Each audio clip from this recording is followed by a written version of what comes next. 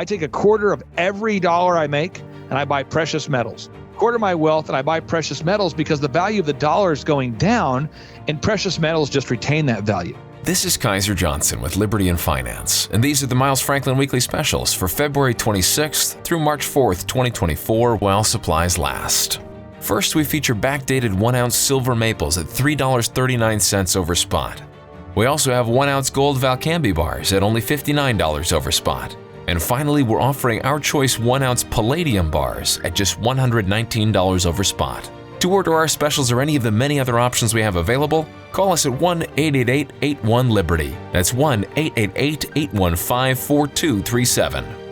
We're available after hours and on weekends, and we look forward to speaking with you.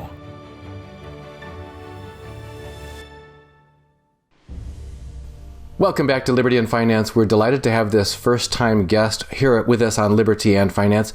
Clay Clark is the founder of the Thrive Time Show. He's also a serial entrepreneur who's helped build the careers of numerous people that are trying to get their businesses off the ground and to grow them. He helps in that process. He's like his own one-man Shark Tank. He also interviews many luminaries on the Thrive Time Show, including General Michael Flynn, and your favorite guest here, Andy Schechtman, the CEO of Miles Franklin, has been on there as well.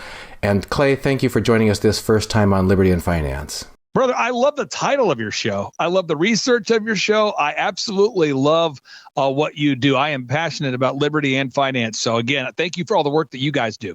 Absolutely. And I'm going to ask you some questions about some of the things that you've learned sitting in your chair and that side of the camera, interviewing the guests that you have and working with the business leaders you have. I understand you also host business development conferences all over the country, et cetera.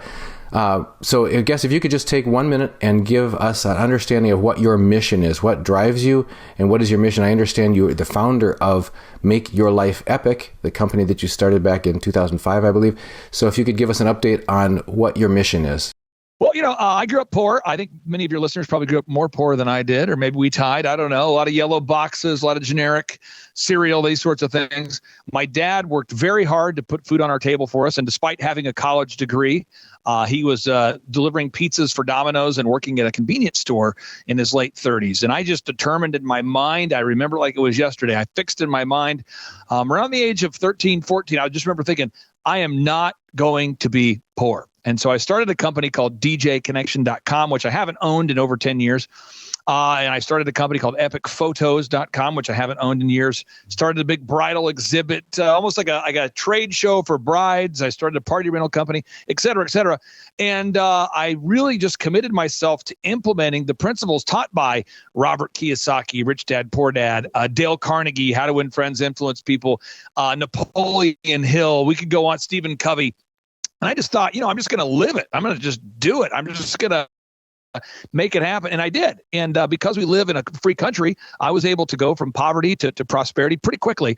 And so around the age of 26, 27-ish, people kept asking me, could you help me grow my business? And I thought, well, okay, but just for a small percentage of the growth. I'll just do a small percentage of the growth. So how about we do 2.5% of the growth? And people said, well, because my business isn't growing, that sounds great. And so I've helped grow a lot of multi-million dollar companies.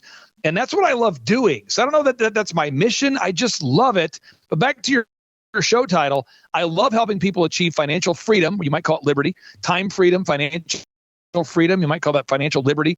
And I'm just all about freedom. I'm all about helping people achieve those goals. And when I saw some of our fundamental freedoms being stripped away due to nefarious actions, I'm not trying to get you banned off of YouTube, I felt like I needed to speak up. So I have two concurrent missions. One is to help people achieve time freedom and financial freedom. I've never stopped doing that. And you can look at that at thrivetimeshow.com, thrivetimeshow.com, where we have thousands of case studies. But then the second is I feel like I've become almost like an educator to the masses, trying to break down some of the complex ideas about the collapse of the dollar that maybe many people don't know about, that you do such a great job of sharing on your show. That's the next thing I wanted to ask you about, is how you envision a strategy for people to thrive through what I would describe as higher risk times. Ever since I was a kid, we've been warned that the world is changing faster and faster than it ever did for our parents and grandparents. Back then, with our grandparents or before, from the beginning of time, many people either took up the same profession that their parents did, or at least stayed in one profession their whole life long, stayed in one job. Then when I was in high school and college, they were telling us we're going to go through, they said, your life will be different. You'll probably go through 7 different career or major job changes during your working life. And I thought, that's crazy. Nobody would do that sort of thing. And now it seems like people are not only changing things very frequently, but having to do multiple things at the same time to make ends meet, that sort of thing. So things are definitely accelerating. We've all seen that the pace of change happening faster. But that's in addition to that general backdrop of accelerating change, there are also specific financial risks. There's risks to the truth that we're being told, or the untruth that we're being told, and also risk to our freedom. And you alluded to a number of those kinds of risks. Can you talk to us about how you approach this idea of people who want to do well despite and in the face of, and sometimes maybe capitalizing on, but through these high risk times that we're living in? Well, there's 4 steps to entrepreneurship I'd like to teach everybody out there. Just 4 steps. There's many books that have been written about entrepreneurship, but I've boiled it down into 4 steps that I believe strongly in. One is you have to find a problem. You have to find a problem that people are actually wanting to solve. So you have to find a problem. You got to be good at finding problems. So years ago, I met a prolific inventor by the name of Maurice Kanbar. I had the opportunity to do some work for him when he bought 1/3 of downtown Tulsa. He invented the modern needle protector. He invented the modern traffic light. He invented the modern multi-theater concept for movies. He invented Sky Vodka. I'm not saying I'm endorsing that invention, but the idea was to create a vodka that doesn't cause headaches. And so he was an inventor. And at the end of the day, I noticed with him and many of the billionaires I've interviewed on my show, they're good at finding a problem. The second is they're good at solving a problem. We can all spend our day pontificating about the problems and talking about the problems, but what's a solution? And then the third is you have to sell a solution. So the other day I was listening to the Robert Kiyosaki Rich Dad Poor Dad podcast with the Miles Franklin, a founder or co-founder there, Andy Sheckman. I was listening, and they were talking about problems. And I thought they both did a very good job talking about financial problems. And as Andy Sheckman often does, he proposed a solution. And I think that's a powerful thing. He found a problem and he's proposing a solution. I think, Miles Franklin, you guys do a great job with the solution, but you have to have a problem, then a solution, but then you have to sell the solution. You got to sell it. And what am I saying? Well, hopefully you're selling something at a sustainable profit. So if you're selling a car, hopefully you're making more money than it cost you to buy the car that you sold. If you're selling precious metals, hopefully there's some sort of slight markup there. If you're selling a real estate, hopefully you're making a commission. In my case, I own a haircut chain. Hopefully I'm making money. I have a dog training business. Hopefully I'm making money. So step 1, find a problem. Step 2, solution. Step 3, you want to sell the solution. And step 4, you want to nail it and scale it. You want to be able to systemize the proven processes, the success strategies, the checklist, the process, the workflow. And I think if you master those 4 skill sets, that will allow you to thrive. So if you think about my portfolio of clients, I'm going to fire off a bunch of names so people can verify this is true. But when people go to thrivetimeshow.com and they click on testimonials, people always say, Clay, how is it that you work with all these different industries? Because I only work with 160 clients at any given time. And I'll say, well, what do you mean? They'll go, oh, I see a testimonial of a cosmetic surgeon. And then I see a surgery of a cosmetic dentist. And then I see a testimonial for a pediatric dentist. But then I see a home builder and a home remodeler and a precious metals guy and a roofer and a landscaping company. And they say, how do you do that? I say, well, I'm returning back to our roots. And they say, what's our roots? I say, well, Americans, the founding fathers of this country, a lot of them were polymaths. They were good at multiple things, So you look at Thomas Jefferson, you look at Benjamin Franklin. These were people that were good at multiple things. Benjamin Franklin's career, just go do a search on Wikipedia, which isn't the best source for all facts, but do a search for Benjamin Franklin and try to figure out what his career was. Was he in the postal industry? Was he an inventor? Was he a diplomat? Who was Benjamin Franklin? Look at Steve Jobs. What was he? Was he the guy who reinvented the music industry? Was he a guy who fixed the animation or created the animation industry with Pixar?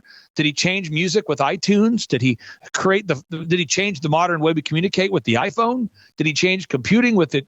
So you have to become very good at becoming a polymath. You have to be very good at being good at many things. And we were told the lie through the educational system that you should specialize and basically be so good at one thing that you're a skilled technician, but you have no ability to ever move around into different occupations because you're a technician. So I encourage everybody out there, master something, true, but you really need to just learn entrepreneurship. I try to celebrate my mentors, people that taught me things like Rich Dad, Poor Dad. It's phenomenal. Napoleon Hill was phenomenal. And for any of your listeners out there, I think most people know that by now. But with our workshops, our business workshops, I do them every 2 months. Our next one is in Tulsa, Oklahoma. I do them every 2 months, and they're always in Tulsa. So I've been doing these since 2005. Every 2 months, they're always in Tulsa. And we have people like, Tim Tebow, the professional football player, former Heisman Award winner. He'll be at the conference speaking. But then you're also going to be joined by Peter Taunton, who's a guy worth almost $200 million who invented Snap Fitness, 9-round boxing. And then you're also going to have a guy in Tulsa. It's a crazy story. This guy's worth almost $2 billion, and he buys railroad cars. And you go, huh? Yeah, what he does, he started out with no railroad cars. He cold calls chemical companies and says, hey, do you guys need to ship hazardous waste? And they say, yes, we do. He says, do you need a railroad car? They say, yes, we do. Then he calls the railroad cars and he says, railroad car company, do you have any unused railroad cars that are sitting around? They go, yes, we do. And he brokers it. He brokers that relationship. And he's been doing that for 35 something plus years. And then eventually he started buying the railroad cars. And now he's worth $2 billion. So I try to teach people those things at our interactive workshops. And for anybody out there watching, just so you don't think it's a shameless plug, I let people name their price to our conferences. So because I grew up poor, and I know for some people, $250 is like an impossible number. And for some people, it's no big deal. So if you want to come to one of our workshops, that's what we teach is entrepreneurship and becoming a successful polymath with multiple income streams. A lot of what you're talking about with versatility echoes what we've talked about in the preparedness community for a long time, and that's the idea of diversifying and having more optionality, not being boxed into a single corner. So many people, as you say, either through their training in government schools or perhaps just the family they were born into or whatever, have this idea that this is all you can be or this is all you can do. And yet, when we've interviewed people in the area of preparedness, they've talked about how there's a saying in preparedness that 2 is 1 and 1 is none, meaning if you only have 2 tools or 2 options, that sort of thing, you can pretty much figure that Murphy's Law is going to take hold at some point and you're going to lose the access to one, or one's going to break, or one's going to whatever, be lost or forgotten or stolen or whatever, and you're going to need to fall back on your spare, always having a spare. But in this sense, having multiple possibilities always gives you more optionality to be flexible in the unknown that lies ahead. And it certainly seems that we're facing a lot of unknowns lying ahead in our current environment.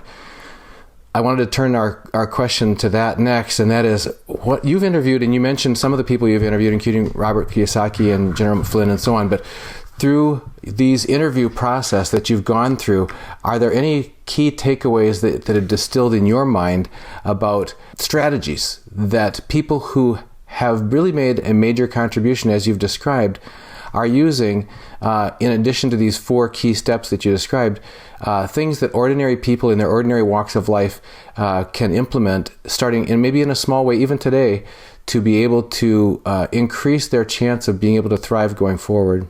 Well, I'm going to walk you through the top 5, and I can't say that I necessarily learned these from General Flynn or from Eric Trump or Robert Kiyosaki, but I can say that if you were to take the interviews and distill them into like one summary interview, I think this is where this comes from.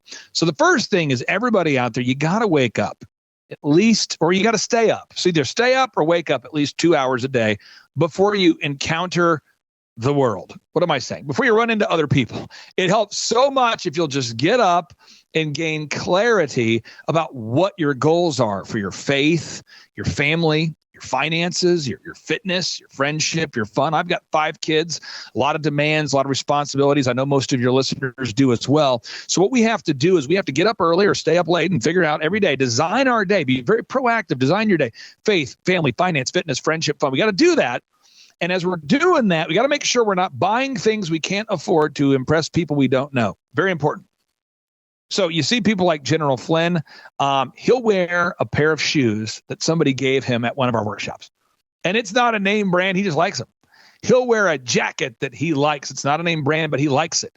You'll see Eric Trump. He'll wear his, Trump brand polo. He'll wear a T-shirt from a conference he likes. But they're not running around trying to buy things to impress people they don't know. Hopefully that makes sense. They're actually very intentional about the life they want to live. Second thing I would say is it's very important that you create a win-win relationship with everybody. So if you're out there today and you have a boss, you want to make sure your boss likes you and you like your boss. You want to over-deliver. You might not agree on everything, but you want to get to work early, stay late, and exceed the expectations of every single person you come in contact with. And if you see Eric Trump or you see General Flynn or you see Robert Kiyosaki, that's just the mindset they have, is to exceed the expectations of everybody. Okay, so those are kind of the philosophical points 1 and 2. Now, on a practical level, you got to live below your means. Now, I just a true story. A friend of mine years ago, I'll be very vague here. He was going through a lot in his life, and he had a big Mick mansion. It's kind of a mansion where it's in the gated community, and he was feeling like a boss, and he was working all the time, and he had the luxury car, and he just was a member of all the clubs. And he called me one day and he said, "Clay, I hate it." I said, "What do you hate?" He says, "All of it." I said, "What do you mean all of it?" He says, "I work all the time to afford the house I'm never at. I'm always gone. I have this club. I never go to the membership. I never go to the club, but I got the membership. I have a car. I never drive it. I worry if people are going to scratch it. I'm just so mad. Then I said, "Well, what do you want to do?" He said, I think I want to live like in the middle of nowhere, probably on a patch of land with a structure." I said, "Like a structure?" He said, "Like almost like a Chipotle. I want like a home where it's open. I envision a big open living room, a big open kitchen, of rooms for my kids, but it's big and it's open, maybe a big rectangle." I said, "So you want to live in what looks like to be a Chipotle inside?" He says, "Yeah, I do." So this is true. So he actually sold his McMansion, bought a piece of land about 40 miles outside of the downtown of the city he lived in. So he was probably 15 minutes outside of suburbia, but 40 minutes away from downtown. And I went out there to visit him, and he was telling me, he said, "Clay, this house I built, he bought he literally bought a structure, added on to it to give you some visuals. It kind of had a cinder block. It looked like it could have been an old mechanic's shop or maybe a building a farmer built or something. And he renovated it and turned it into a very clean, minimalist house. And he and his wife moved out there. And I noticed, man, you are looking good. Like, you look good. He goes, "Yeah, I've lost like 20 pounds. I said, "You lost 20 pounds? How?" He says, "Well, I never had time to work out. So now I do. This cost me 1/8 of the place I used to live at. 1/8. I said, "Really?" He said, "Yeah, and I have tons of cash. I got tons of cash on hand. And so I just now, instead of getting up and running the rat race, I get up and I go hit the gym. I hit the weights. I live below my means. It's incredible." And I said, "What is that sound?" It's bark, bark, bark, bark, bark, bark, bark, bark. You have chickens?" He goes, "Oh yeah, got chickens, got my own eggs." And he just had returned back to a way where, yeah, he was dependent on our government or our utilities for electricity. And yes, he was dependent upon our government or our utilities for his water supply. But it seemed as though he is more independent and or more free. And I just felt like it's like he'd gone back in time and he had the attitude of like a 12-year-old, like the energy of an 8-year-old. He just seemed to be unencumbered by the responsibilities of the world. And so I just would encourage everybody, live below your means, whatever that means for you. Live below your means. 4, think abnormally. All right. What? Think abnormally. Most people, I want everyone to look this up and assume I've lost my mind. If you go to usdebtclock.org, which is a website that will depress you if you look at it too long, but usdebtclock.org, right now in America, there's about 336 million Americans that live here. And we only have 9 million self-employed people. So for all the math people out there, you do the math, we're talking about roughly 3%, less than 3% of our population is self-employed. And according to Inc. magazine and all the other research I found that 96%, according to Inc. magazine, 96% of small business owners don't make it. That's not a good number. Well, why? I think that there's a lot of reasons to that. So what happens is people don't know what they're doing. They get motivated. They open up a business that doesn't make any sense. They haven't done the math, and they end up in a bad spot. But I encourage everybody, think abnormally right now in your mind today while you're listening to this show. Determine if you want to become self-employed, and before you go put all the money up front to buy the business and to get the business loan, do the math. Next point, do the math. Do the math. Do the math. Become more stoic. Whatever you need to do. Stop getting emotional about your finances. Just become more stoic, do the math, and then hop into a business knowing what your break-even point's going to be, knowing what you need to do to make the business profitable, knowing how many customers you need to serve to hit that goal. And then finally, this is a big, big one for you. View every day as though it's your last day on earth, but plan as though you're going to be here for several more decades. Because if you view every day like it's your last day, and I was very intentional about saying yes to be on your wonderful show today, and I appreciate that, but I sincerely don't want to be anywhere else than I am right now. I want to be here with you, with your listeners right now. This is where I've chosen to be. Hopefully people can sense that I'm sincere about that. But if this was the last day I would be on the earth, I would still do this interview because I want to do the interview. That's the mindset I have. But I'm also planning for the future. And so to put a little meat on that, I take a quarter of every dollar I make and I buy precious metals. A quarter. What? Yeah. And I don't work for Miles Franklin. I'm not a Miles Franklin. I'm not endorsing this. I don't make any money from this. I don't make a commission. I think Miles Franklin is a great company. I'm just telling you, though, being real, you got to take a quarter of your wealth and invest this is what I do. Quarter my wealth and I buy precious metals because the value of the dollar is going down and precious metals just retain that value. Second, take a quarter of your wealth and buy real estate from emotional people. I talked about being stoic earlier, but emotional people are the best people to get a piece of real estate from. Somebody who just needs to sell it because they're tired of living in that state. They're going through a divorce. They just got a new job. Buy real estate from those kind of people. So I take a quarter of my wealth and buy real estate. Quarter of my wealth I buy precious metals. And then the other half, I try to keep that as cash on hand for the next business plan or the next thing I'm working on. But that amount of cash on hand, over time, I've been decreasing the percentage of that and investing more and more in precious metals and real estate because inflation is so corrosive. So some of the principles that you talked about living in the moment and yet having a plan for the future, quite a large segment of our subscribers and viewers are concerned about the future that we're facing. And some of the plan making needs to take into account some of the perhaps heightened risks that may exist. For example, there seems to be great strain in our banking system. There seems to be a departure from the truth on the part of our leaders, some of which are not elected or questionably elected, etc. And people are wondering about if they start an entrepreneurial venture at this point in their lives, will they get a fair shake? Will they be able to see it through, that sort of thing? Private property rights, etc., being under attack in many areas. Your approach to how you adapt your plans or how your plans need to incorporate that environment that we're facing currently.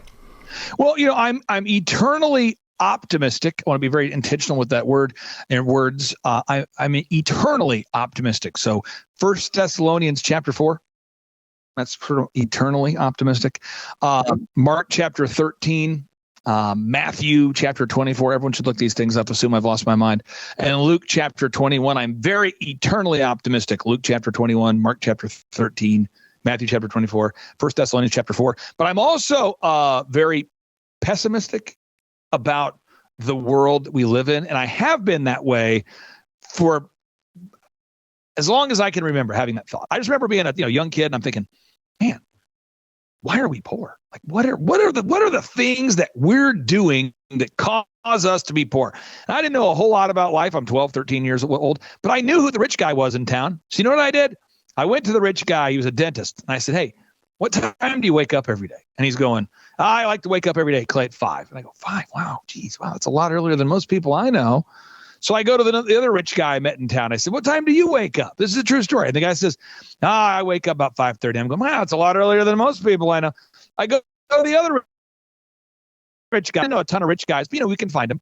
And they all getting up around 5:30. They're all waking up that time. I said, wow. So I go to the rich guy. I said, rich guy, the dentist, what book should I read? He said, you got to read. You got to read Think and Grow Rich by Napoleon Hill. You got to read it. You got to read How to Win Friends and How to Win Friends and Influence People by Dale Carnegie. You got to read it. You got to do it. I kept asking these questions, and I kept running into Rich Dad, Poor Dad, and Think and Grow Rich, and How to Win Friends and Influence People. I thought, you know what? I'm going to just do that. Meanwhile, though, now we're talking like 1999, folks, okay? We're sort of 1995, 96, 97. We're talking about the 90s. People, family, friends, well-intentioned as they may be, they're like, what if you start and it doesn't work? What if it doesn't happen? What are you doing? I go to the rich guy, said the dentist, how'd you get your money to get started? He said, well, I had 3 jobs.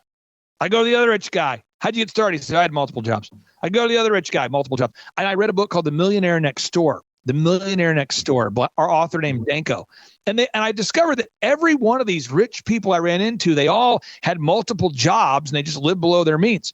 So I got a job at Applebee's, Target, and DirecTV. And I saved up every dime I could possibly earn to start a company. And I started a company called djconnection.com. And at that time, just to give you some context, I had to put up about $30,000 for equipment, paid cash. And as I'm building it, people kept saying, what if it doesn't work? And you know what they're going to do? They're going to digitize music. That's what's going to happen. You're buying all these CDs. Remember CDs? You're buying all these CDs. You're buying all this equipment. You're a disc jockey. You're going to make that career obsolete. Eventually, that career's going to be done. No one's going to pay for that. And so that was the sort of optimism I got from family and friends. And despite all that, I put my energy into it. And I discovered that people that were hiring an entertainer were looking for 4 things. They wanted a guy to organize their wedding. They wanted a guy to MC the wedding or entertain the wedding, and they wanted sound and lights. But if you focused on the commodity of sound and lights, yeah, we could argue that was being replaced by MP3s and iPods or whatever. But the actual host of the event and the master of ceremonies, the event planning, that was not going away. In fact, that was in a short supply with high demand. So with uncertainty, I rushed into that. Another example, more recent, 4 years back, there was lockdowns, quarantines. Remember this? Mask mandates. And I talked to my wife and I said, I am going to turn our building into a church if they do lockdowns. I'm not a pastor, but I'll fly one in. And I'm going to sue the mayor of our town. And that's what I'm going to do. I don't have it all figured out, but I'm going to sue the mayor to keep our city open. And I'm going to turn my building into a church. Then I went to one of my clients, the mayor of Broken Arrow, Oklahoma, which is a suburb of Tulsa. And I said, Craig, you really should keep the city of Broken Arrow open. And he says, really? I said, yeah.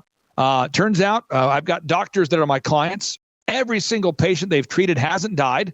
Also, we have a First Amendment right to gather peaceably. Also, Hebrews 10:25 from the Bible wasn't suspended based upon these models that were false, that were scaring everybody. And he said, are you sure? And I said, yeah. And he goes, no one else is telling me this. Are you sure? I said, yeah. So we kept the city of Broken Arrow open. It's a matter of historical fact. So all the cities in Tulsa were closed, locked down, but Broken Arrow stayed open. And when Broken Arrow stayed open, guess what happened? The sales tax surged. The restaurants were booming. The city was thriving because people wanted to go out to dinner. They wanted to have a good time. And so through that process, I met General Flynn.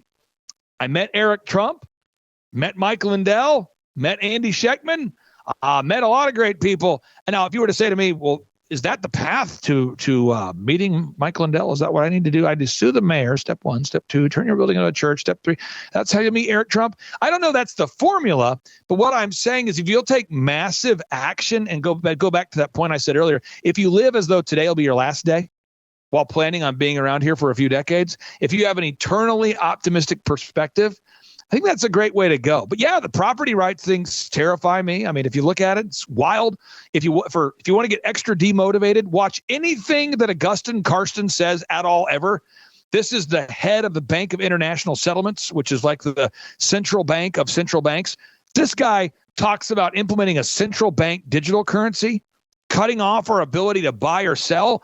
I mean, if he successfully implements that, my newest book will be How to Speak Mandarin in a Chinese Quarantine Camp. I mean, that's not going to be a great future we want to live in, but at the end of the day, that doesn't stop me from doing what I can do. So I always focus on what I can control. Well, I certainly see the value of keeping that balanced perspective, because as much as we have to have our eyes open and have situational awareness for preparedness, to make plans that are viable, we have to take into realistic account the environment in which we find ourselves and make prudent preparations. There's a lot of prudent quotes also from Scripture as well. But at the same time, without that initiative, without that willingness to move forward in a sense of hope and persistence and fortitude, you're not going to accomplish anything anyway. So very much appreciate your reminders in those regards, and that is a good lesson to us, all of us in the preparedness community. Inherently in the idea of preparedness is a form of optimism, because you're looking forward to a future and trying to make sure that it's going to be a better one than it would be if you weren't prepared. So always good. And if people want to follow your work, the best way that they can get plugged in? Yeah, if you go to thrivetimeshow.com, that's the website, thrivetimeshow.com. That's where my consulting world lives. And then if you want to learn about the Reawaken America tour, by the way, for both events, we always let people name their price, so everybody can afford to go. If you want to learn about the Reawaken America tour, that's where you're going to see people like Eric Trump. That's where you're going to see people like Akash Patel, General Flynn, those sorts of Catherine Austin Fitts, that sort of ilk, interviews with Andy Schechtman, et cetera. That's going to be at time2freeamerica.com. time2freeamerica.com. And that's because I really do believe it's time to free America. It is time2freeamerica.com. That's the website. And then Thrive Time Show is a show where you're taking time out of your day to focus on thriving. Not just surviving, but to build something that's booming and succeeding. And that's really the two best places to find me. Well, we've been speaking with Clay Clark, the founder of hundreds of things, but those included the thrivetimeshow.com and time2freeamerica.com. And Clay, we're just grateful for your presence here on Liberty and Finance, for making the connection with us, and for sharing your message of not only preparedness, but eternal optimism with our viewers and subscribers. And thanks for joining us on Liberty and Finance. Thank you for your research. Thank you for your time. I really do appreciate you. This is Kaiser Johnson with Liberty and Finance, and these are the Miles Franklin Weekly Specials for February 26th through March 4th, 2024, while supplies last. First, we feature backdated 1-ounce silver maples at $3.39 over spot. We also have 1-ounce Gold Valcambi bars at only $59 over spot. And finally, we're offering our choice 1-ounce Palladium bars at just $119 over spot. To order our specials or any of the many other options we have available, call us at 1-888-81-LIBERTY. That's 1-888-815-4237. We're available after hours and on weekends, and we look forward to speaking with you.